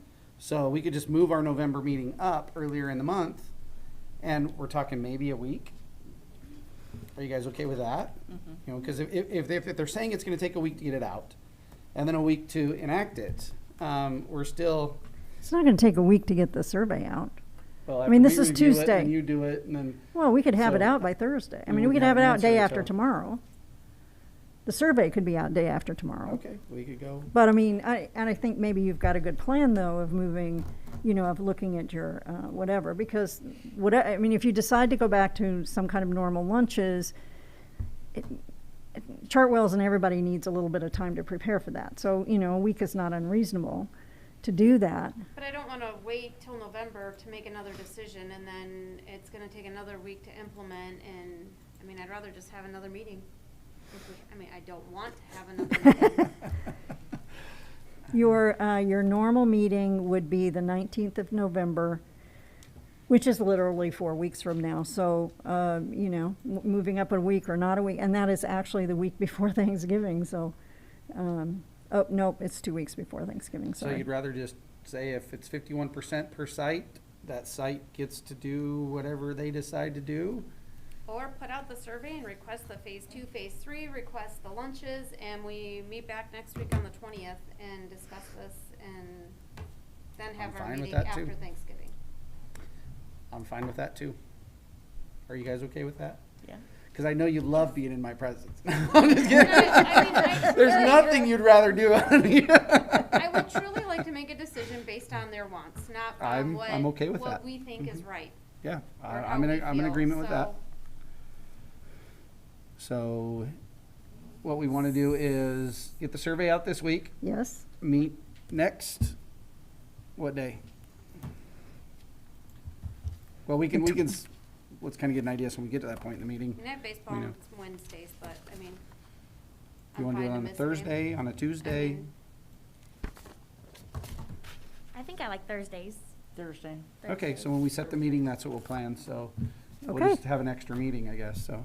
'Cause Sorry. No, it's all right, it's all right. I just I want to love hear, being with I you mean, guys. It's great. I'd rather do what they want. I agree. I mean, we keep shoving everything down on their throats. They should at least have some say. And I think this is a good opportunity to do that because number one, it honors their opinions. But the other thing is right now is that, you know, we have to be thinking about their stress levels too. So this gives them a little chance to give you all some feedback and not feel an additional straw So on the admin camel. better be ready to implement that following Monday then on the 26th. You got 2 weeks. Based on whatever decision we don't know we're making. So then we don't need a motion No. because You've we're given me not- direction, Make so a that's motion. good. Thank you. Survey. Thank Yeah, you. That's just direction, so we 3.4, no motion. What time is the meeting? Isn't that at the end? We'll do that at the same time, though. 6.4. 5:30 is what we'll set when we do that on 6, whatever. Actually, we already did 6. guys already did We already 6.4. did that one. Yep, so you probably So better let's- decide it Yeah, now. let's, 5:30 sound good? October Ms. Lott had her 22nd. hand up a moment ago. I don't know if you still need to be Oh, recognized. sorry. My only concern is parents.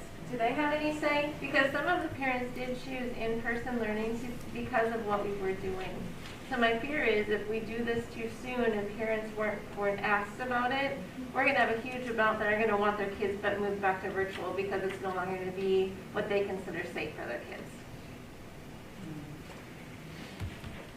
Well, I know the elementary usually kept their students in cohort lunches at the tables, like some of the teachers described or administrators described already. So if we're still doing that, that wouldn't be much different than keeping it in a classroom. So I know a lot of the schools would still probably keep it, that's the way they did it before COVID. So I would hope that they would still have, some of that safety precautions. I think maybe that would be something for you to consider too, because whatever was normal before at sites might not be what Corey considers normal of everybody, kind of like the high school does it, and that's not wrong what the high school does, it's just normal for the high school. So, if somewhere along the line you were saying, if in fact you decide, okay, let's go back to what used to be normal lunches, then that would give the sites that would empower them to continue to do what they had done in the past, as opposed to, we're being directed to do it this other way. So, as long as that were built into it, I think that would relieve some of the concerns. Okay. Let's see Thank what you. comes back on that survey. We'll see. All right. Item 4.1, Regulation ACAR, sexual harassment. Is this a, Mr. President, this is a regulation that goes with that other policy that you approved earlier. We couldn't present the regulation until after the second reading of the policy. So this explains what the compliance officer has to do and the procedure. Regulations always have to do with procedure. So you've approved the policy. My recommendation would be that you approve the regulation as well. any questions?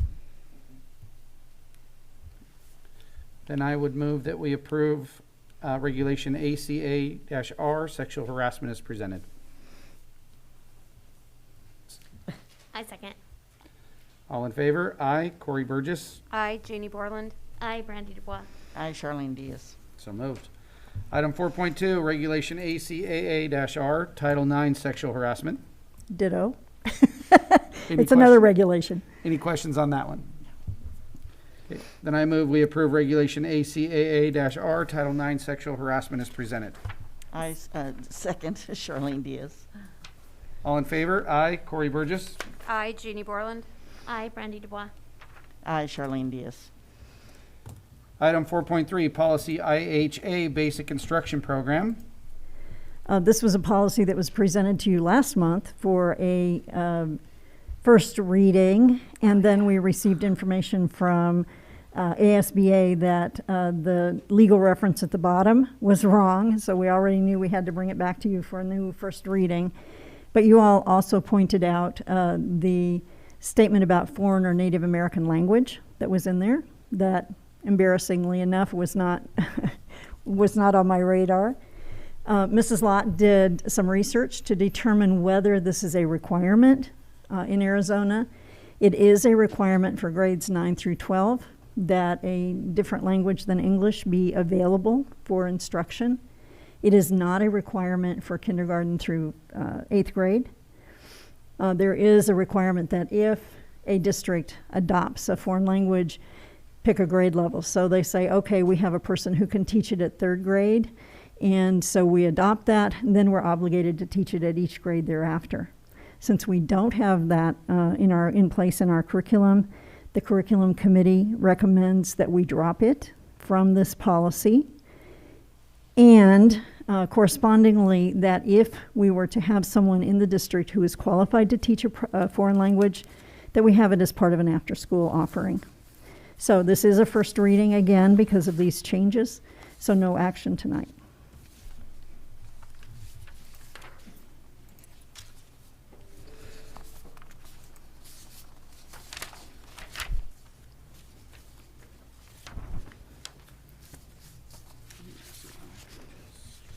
Thank you. Sorry. I'm missing that page. You're missing the page? Yeah. I'm losing everything tonight. This one? Is that the one you're looking for? The one we just did? Might be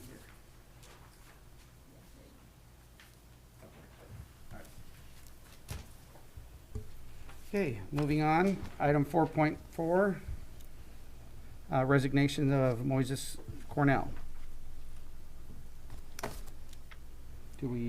Dr. Stewart? Mr. President, members of the board, we received a resignation from a teacher last month. And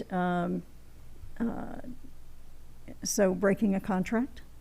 And this might have been in the consent agenda, but Mr. Burgess asked that we have it as an action item.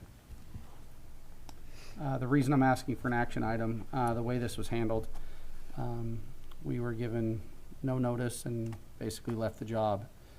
Also, the information that was sent to the students I felt was very inappropriate on his behalf. So I'm asking at this time that we accept his resignation, but enforce the liquidation of damage clause in his resignation and report it to the state.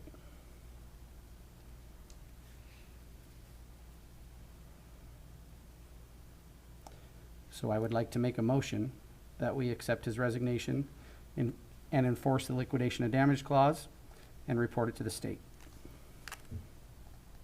Are we able to see the message that he sent to the students, or? Did that get shared out? No, the letter did not get shared out. It was a rather long letter. We could, I suspect it's in his personnel file that we don't have access to right now. In the evenings, those are locked. I mean, It was a resignation on a Sunday. It's not COVID related.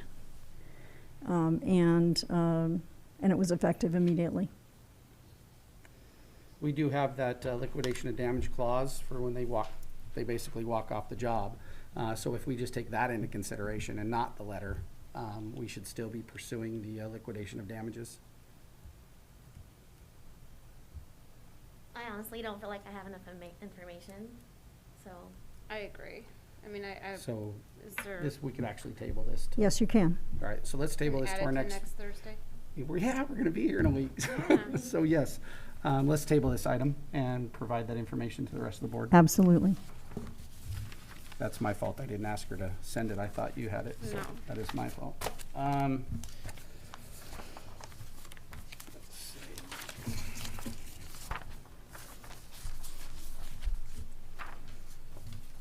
Item 4.5, addendums to work assignments for bus drivers for meal delivery routes. Dr. Stewart.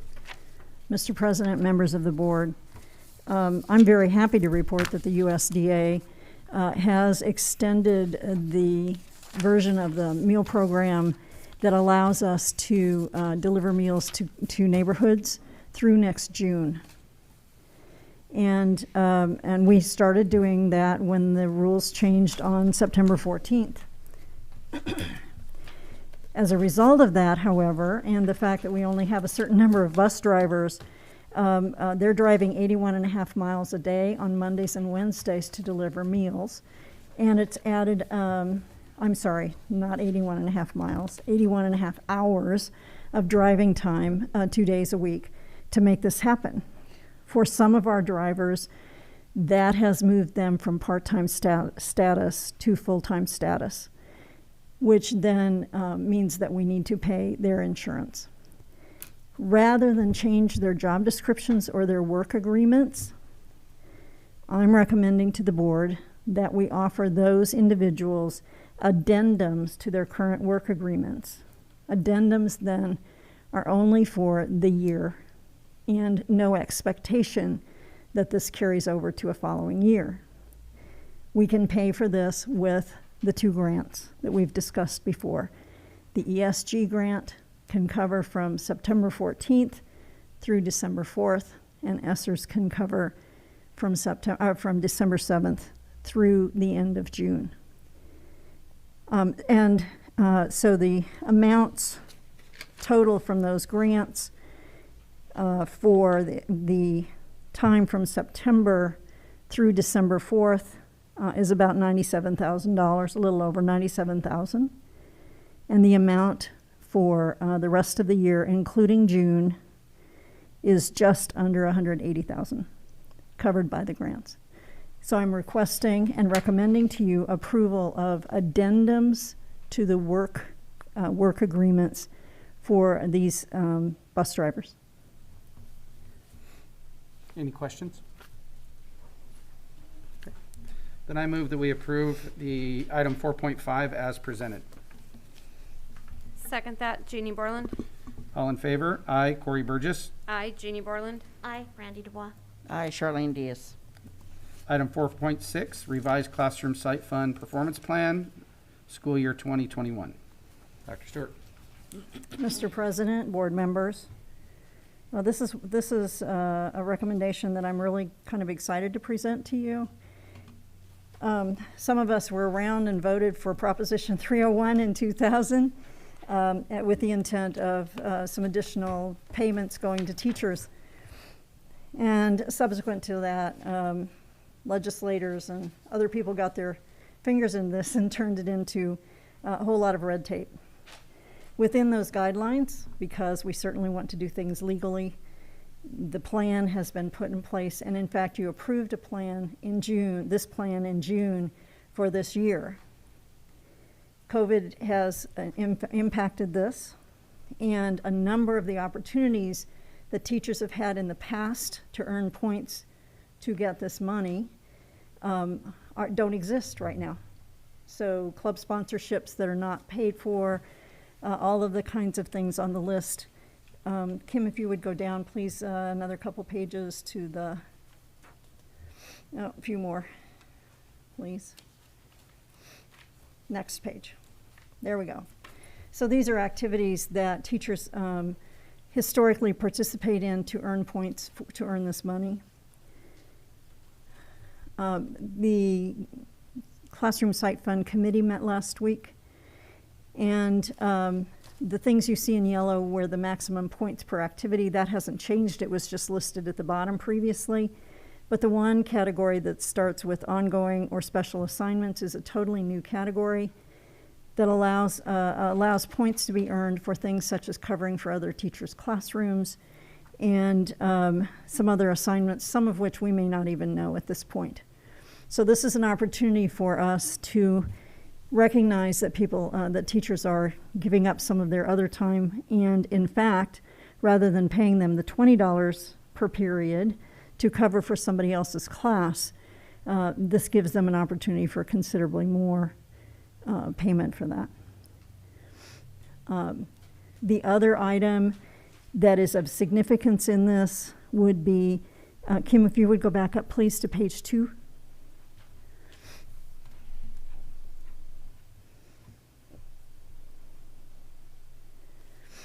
Thank you. These are the 7 goals that are part of the plan for teachers to acquire money from this fund. Number 2 has changed because this year there are 12 professional development days as opposed to 10 in the past. And so the recommendation is just simply to change that to match the number of days actually happening. Goal number 7 that has to do with student achievement, and keep in mind that all of these goals are ones that are required in statute to be part of this plan. Number 7 has to do with student achievement. Just as all the alphabet groups in the state are trying to influence the legislature and in turn influence the federal government to waive state testing for 2021. Those conversations have not begun, but they will be. But just as those requests have been made, this committee is requesting that for this year, that goal be suspended for our teachers, and that our teachers automatically get the percentage of their total from this goal. We did, in fact, as required, Corey read it earlier in that document relative to ESG grant, that we had to do the fall achievement testing, and we have done that. However, it was done during the time that all of our students were virtual. You received copies of those test results, I think last month, and immediately noticed some strange numbers from those test results. I think it's safe to say that many of those test results are neither valid nor reliable under the circumstances. And therefore, since the baseline testing is not valid or reliable, it would be difficult to show that whatever growth is shown at the follow-up testing in the spring would be valid or reliable. So I am agreeing with the committee's recommendation to ask that you waive that goal for this year. Anything else in yellow in the document matches these changes. Questions? Well, I don't have a question, but I've actually had to fill out this before. And a lot of the things that were opportunities are not opportunities any longer, such as concerts, grade level concerts, or, you know, parades, or just normal group things, like the math nights and things like that, that we're not able to do right now. So any kind of accommodation, I think, is appropriate. Is that change with substitute being 8, is that enough? With not having all these other opportunities to calculate points, is that enough? The committee felt that it was. They tossed around their various ideas, and they already, Kim, if you would go back to that chart page, please. The committee members are the ones who determine, so if a teacher comes up to one of the committee members and says, can I get points for X, Y, or Z? The committee member then brings it back to the committee, and the committee decides whether those are allowable points or not. So they've been empowered to make some pretty significant decisions, as they should be, relative to this whole thing. So they seem to think that if we could do these, and they still have are still empowered to make those kinds of decisions, that it should be fine. Because that is kind of nice to get to count your substituting towards your 301. That's yes, and this is actually a better deal for teachers than the $20 an hour or $20 a period for covering for somebody else. You know, in the end, significantly more money. Even if they've had to do it for an inordinate amount of time, as some of the middle school teachers have had to do. Are we gonna backdate that for those teachers or no? Like, will they get credit for yes, ones they they've will. already subbed? Okay. Yes, as soon as if you all approve this, then yeah, the committee members will work with their teams to make sure that anything that's occurred already has, you know, can be documented. any other questions? All right. Then Who's on the committee? Um, I don't need specific names. Yes. There's just one like- name from each, there's one person from each school So site. teachers. One Yeah. teacher, and they are Okay, elected okay. they are elected by their peers. Okay. All right, then I move that we approve the item 4.6 as presented. I second. Brandy Dubois. All in favor? Aye. Corey Burgess. I, Jeannie Borland. Aye. Brandy Dubois. Aye, Charlene Diaz. So moved. Item 4.7, replacement of an engine for a bus which the cost exceeds the value. Dr. Stewart. Thank you, Mr. President. One of our buses blew an engine, and the cost of replacing the engine is $11,000 plus the amount of time that it would take for the mechanics to remove it and put it back, and a few other little connector kinds of costs, probably $500. The bus in question was purchased by the district in 1998, so it's 22 years old. Another bus that was purchased that same year is the bus that was totaled in the bus accident up on the Parkway down by Landon Drive 2 years ago. And the insurance value for that bus was $7,100. It's 2 years later. My estimate would be that the insurance value for this bus might be in the neighborhood of $6,500. So my question to the board is twofold. The first one is, in your opinion, is it worth spending $11,000 on a bus with the value of $6,500?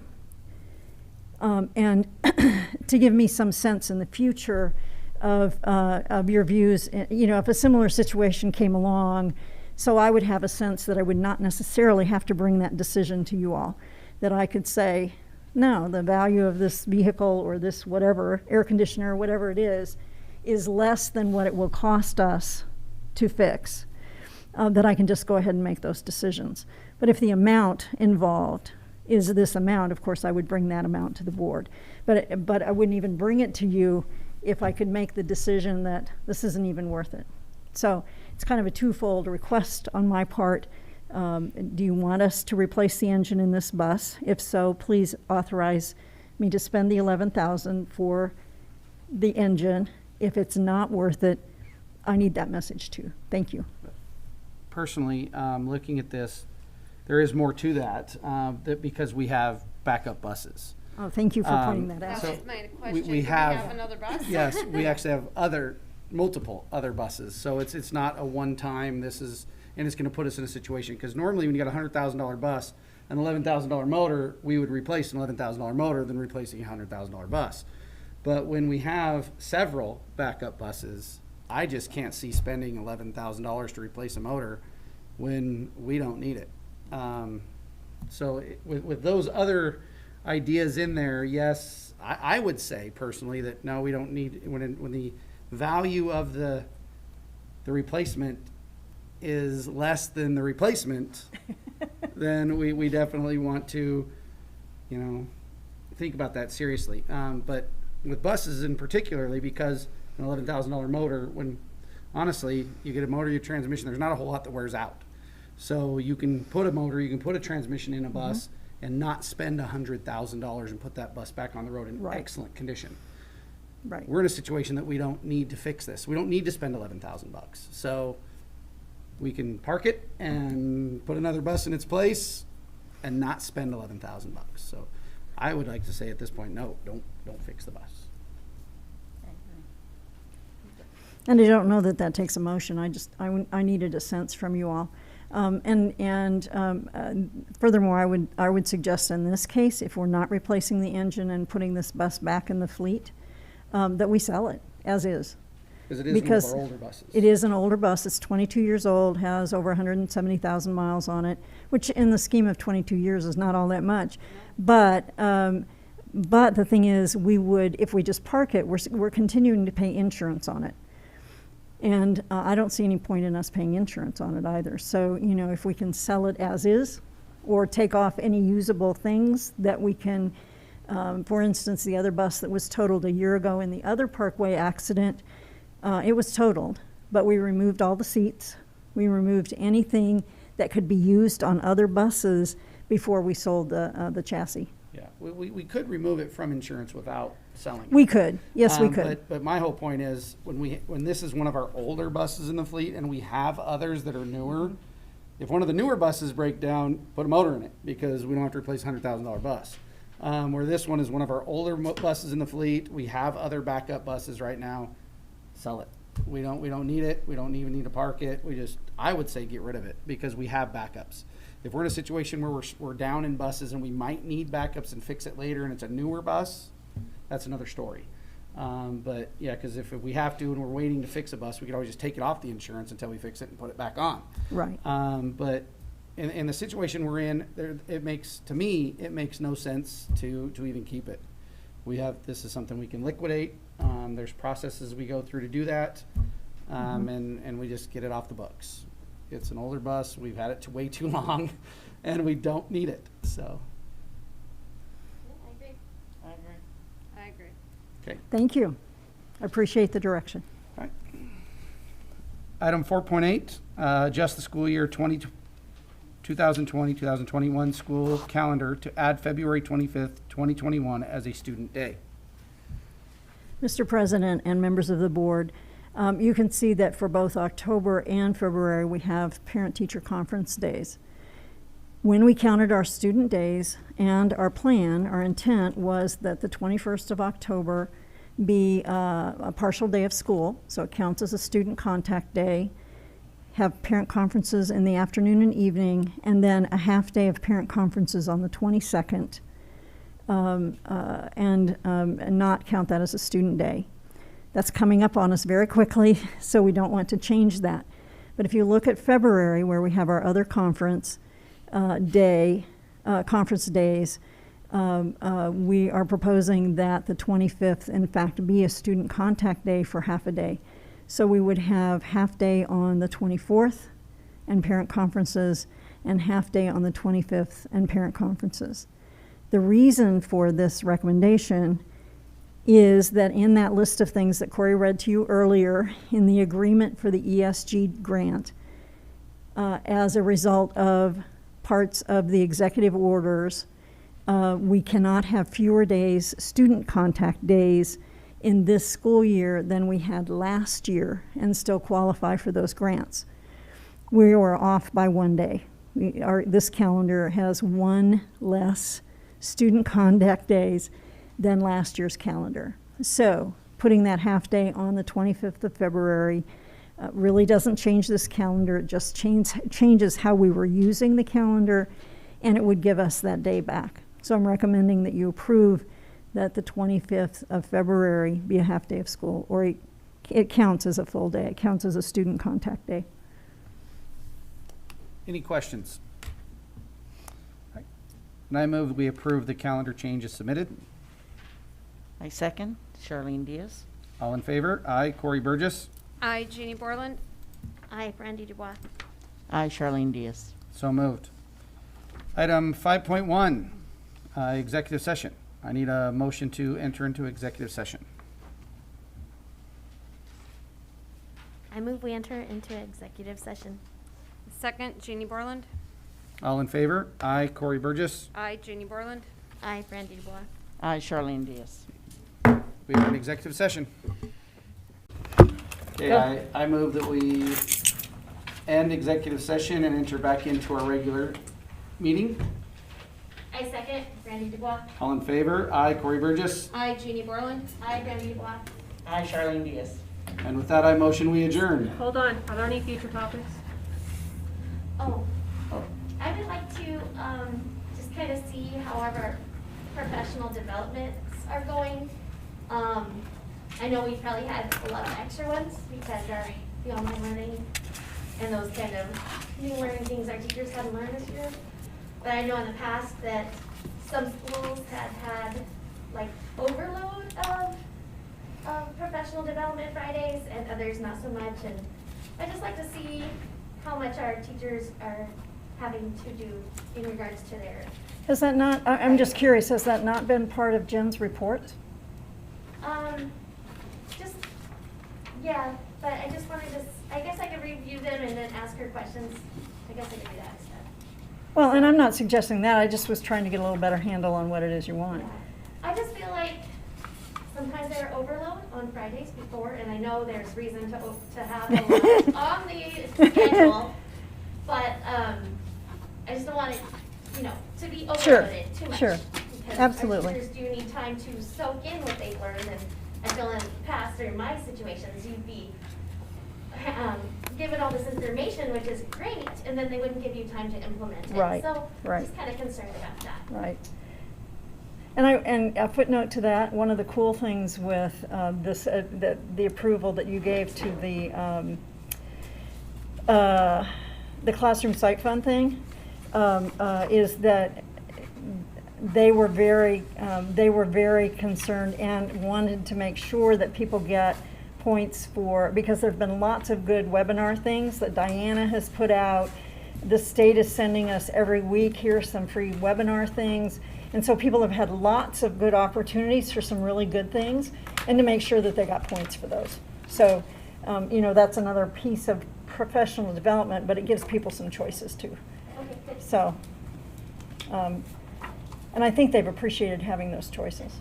But there's been some really quality stuff because of these circumstances, so, you know, that's And good I too. know that our schools have had a lot of technology training in the Lots. past compared to some other districts. Yes. And that has really given us, you know, a foot up on this whole situation. It really has. And the other cool thing is that we've got, we have some people who are techies, who were not known as techies, who've really stepped up to help other teachers. And that's been amazing. The collaboration has just been, you know, I mean, it's been fun to watch them all helping each other and giving each other ideas and, you know, and learning who some of those people were that we didn't even know. They were kind of closet techies, you know. Yeah. So that's been good. Any other future topics? I would actually like to figure something out. We used to do teacher appreciations, and it was funded by donation and community. Maybe we can give this to, Lance? yes, to head up, I brain fart there, I apologize, to head up getting something put together. I'd love to see that come back. Especially in this time with Yes. what they have gone through. Yes. And I think it's something that we can even reach out to the parents, because so many parents are so appreciative of what their teachers are doing.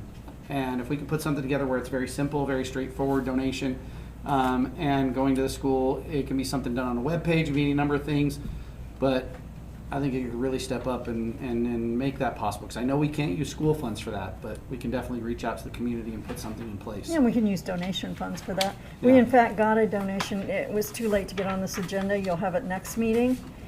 Not tomorrow, but next meeting.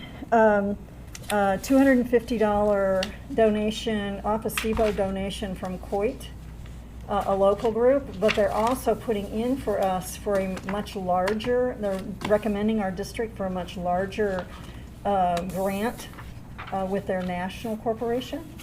It could be as much as $2,500, which is pretty significant. And that's something we could use for that. I'm hopeful that we could. Because I know in years past, we've had some absolutely phenomenal donations come through. I Yes. mean, we even had a car one time.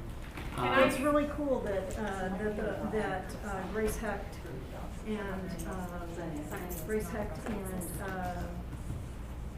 Ava Smith are doing, Yeah, and it's, definitely. and, you know, and it's not like that the teachers are getting things, all they're, you know, they're getting recognition. It's Recognition, like, you know, yes. here's a teacher who's, you know, is recognized for blah, blah. And last week it was 3 people, and it's like, this is so cool Yeah. to be able to do So that. I'd like to see more of that. Maybe we can have that, you know, workshop, we talk to Lance, get some ideas, Yeah, figure out what we want yeah. to do. And Can I he's say got something really quick? I'm contacts. sorry, I don't mean to interrupt. But you guys say teacher appreciation. I know that a lot of the other staff feel out where that's concerned, and they're working hard as well. It's true. So teacher and staff appreciation. So I just want Yes, to throw teacher that and out there. staff. Teacher and For staff, sure. sorry, yes. Our health attendants are kicking it, Yes. except for the one school that the health attendant is never there. But, truly, they are frontline right now, because they're the ones who are fielding these daily, you know, here's a student, or here's a staff member with, you know, with symptoms. They're the ones who are dealing with that daily. The health attendants are kicking it, let me tell you. Awesome. Okay, any other future topics? No? So with that, I motion we adjourn. A second? All in favor? Aye, Corey Burgess. Hi, Brandy Dubois. Hi, Charlene Diaz. We are adjourned. You guys do know about the upcoming board events, right? You missed that.